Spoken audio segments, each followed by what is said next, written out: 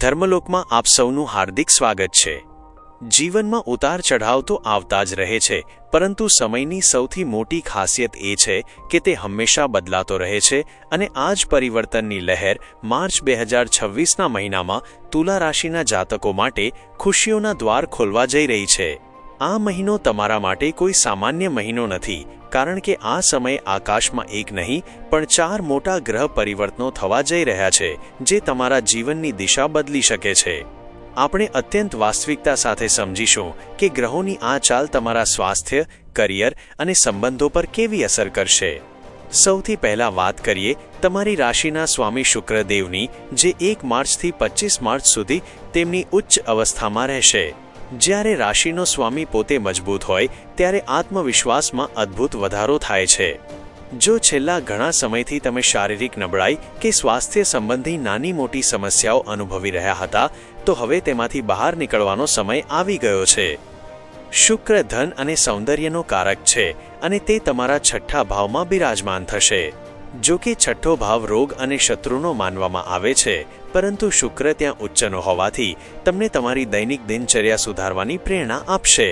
આ સમયગાળા દરમિયાન જો તમે યોગ કે વ્યાયામ શરૂ કરશો તો તેના સકારાત્મક પરિણામો તમને લાંબા સમય સુધી લાભ આપશે।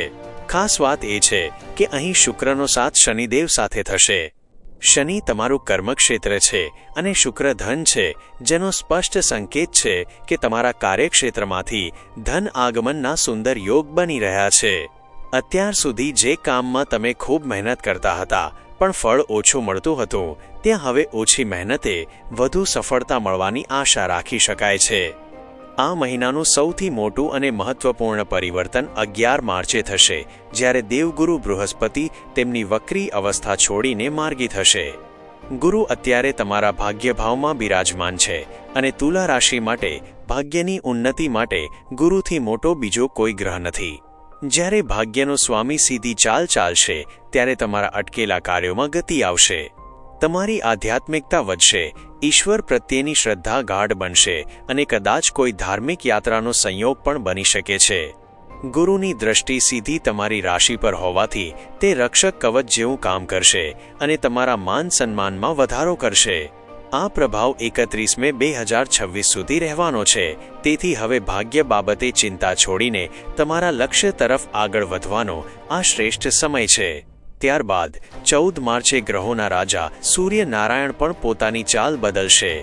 સૂર્ય તમારી રાશિ માટે લાભના સ્વામી છે અને અત્યાર સુધી તે ગ્રહણ યોગમાં હોવાથી તમારા લાભના માર્ગમાં અવરોધો આવતા હતા અથવા માનસિક અશાંતિ રહેતી હતી। હવે સૂર્યદેવ આ ગ્રહણમાંથી મુક્ત થઈને 6થા ભાવમાં પ્રવેશશે। સૂર્યનો પ્રકાશ જે સ્થાન પર પડે છે ત્યાંથી અંધકાર દૂર થાય છે। જો તમારી નોકરીમાં કોઈ અડચણો હતી, કોઈ શત્રુઓ તમને હેરાન કરતા હતા અથવા કોઈ જૂનું દેવું હતું, તો સૂર્યનો આ પ્રભાવ તમને તેમાંથી મુક્તિ અપાવવામાં મદદરૂપ થશે। નોકરી કરતા લોકો માટે આ સમય માન સન્માન અપાવનારો રહેશે અને જે લોકો સ્થાન પરિવર્તન અથવા બદલી ઈચ્છે છે તેમના માટે 14 માર્ચથી 14 એપ્રિલનો સમય ખૂબ જ અનુકૂળ રહેશે। ચોથું પરિવર્તન બુધ ગ્રહનું છે, જે 20 માર્ચે માર્ગી થશે। બુધ આપણી બુદ્ધિ અને નિર્ણય શક્તિનો કારક છે। જ્યારે બુધ સીધી ચાલ ચાલશે ત્યારે તમારા મનમાં રહેલી મૂંઝવણો દૂર થશે અને તમે સ્પષ્ટ નિર્ણયો લઈ શકશો। ખાસ કરીને જે લોકો શિક્ષણ સાથે જોડાયેલા છે અથવા જેમને સંતાન પક્ષે કોઈ ચિંતા હતી, તેમના માટે આ સમય ખૂબ જ રાહતભર્યો સાબિત થશે। સંતાનની પ્રગતિના સમાચાર મળી શકે છે અથવા તેમના કરિયર માટે તમે લીધેલા નિર્ણયો સાચા સાબિત થશે। જો કે આ બધી સકારાત્મકતા વચ્ચે એક સાવધાની રાખવાની પણ જરૂર છે। પંચમ ભાવમાં મંગળ અને રાહુનો અંગારક યોગ હજુ પણ યથાવત છે, જે તમારા સ્વભાવમાં અચાનક ગુસ્સો કે ચીડિયાપણું લાવી શકે છે। તમારે તમારી ઉર્જાનો ઉપયોગ રચનાત્મક કાર્યોમાં કરવાનો છે, નહીં તો બિનજરૂરી દલીલો તમારા માનસિક તણાવમાં વધારો કરી શકે છે।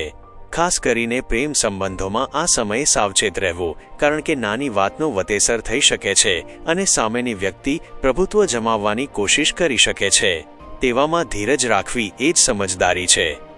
વ્યવસાયિક દૃષ્ટિકોણથી જોઈએ તો જે લોકો teaching, coaching, yoga class, fashion અથવા બુટીકના વ્યવસાય સાથે જોડાયેલા છે તેમના માટે આ મહિનો દૈનિક આવકમાં વૃદ્ધિ લાવનારો રહેશે। શેર બજાર કે રોકાણ બાબતે વિચારી રહ્યા હોવ તો ઉતાવળ ન કરવી, પણ યોગ્ય વિશ્લેષણ સાથે આગળ વધશો તો ભાગ્યનો સાથ ચોક્કસ મળશે. એક વાત યાદ રાખજો કે જીવનમાં પડવું એ ભૂલ નથી, પણ પડીને ત્યાં જ બેસી રહેવું એ સૌથી મોટી ભૂલ છે. જે વ્યક્તિ દરેક મુશ્કેલી પછી ફરી બેઠા થવાનું જાણે છે તેને દુનિયાની કોઈ તાકાત હરાવી શકતી નથી. તમારી અંદર અદ્ભુત ક્ષમતા છે, બસ તેને ઓળખવાની જરૂર છે. આ મહિનાની શુભતા વધારવા માટે દરરોજ હનુમાન ચાલીસાનો પાઠ કરવો અને સૂર્યનારાયણને તાંબાના લોટાથી જળ અર્પણ કરવું તમારા માટે કલ્યાણકારી રહેશે. તુલા રાશિના જાતકો માટે આ માર્ચ મહિનો નવી આશાઓ અને સફળતાની સીડી જેવો સાબિત થશે. બસ તમારે સકારાત્મક રહીને તકને ઝડપી લેવાની છે. આશા છે કે આ વિસ્તૃત માહિતી તમને તમારા જીવનના નિર્ણયો લેવામાં મદદરૂપ થશે. જો તમને આ પ્રસ્તુતિ ગમી હોય અને તર્કસંગત લાગી હોય તો તમારો પ્રતિસાદ ચોક્કસ આપજો. તમારા જીવનમાં સુખ, શાંતિ અને સમૃદ્ધિ વધે તેવી જ પ્રાર્થના. ફરી મળીશું આવી જ ઊંડાણપૂર્વકની માહિતી સાથે. તમને આ વિડિયો કેવો લાગ્યો તે કોમેન્ટમાં જરૂર જણાવજો, અને જો તમે હજુ સુધી અમારી ચેનલને સબસ્ક્રાઇબ નથી કરી તો આજે જ કરી લો, જેથી ભવિષ્યના આવા જ મહત્વપૂર્ણ અપડેટ્સ તમારા સુધી પહોંચતા રહે. આ વિડિયોને લાઇક અને શેર કરવાનું ભૂલતા નહીં. આપનો દિવસ મંગલમય રહે. જય શ્રી રામ.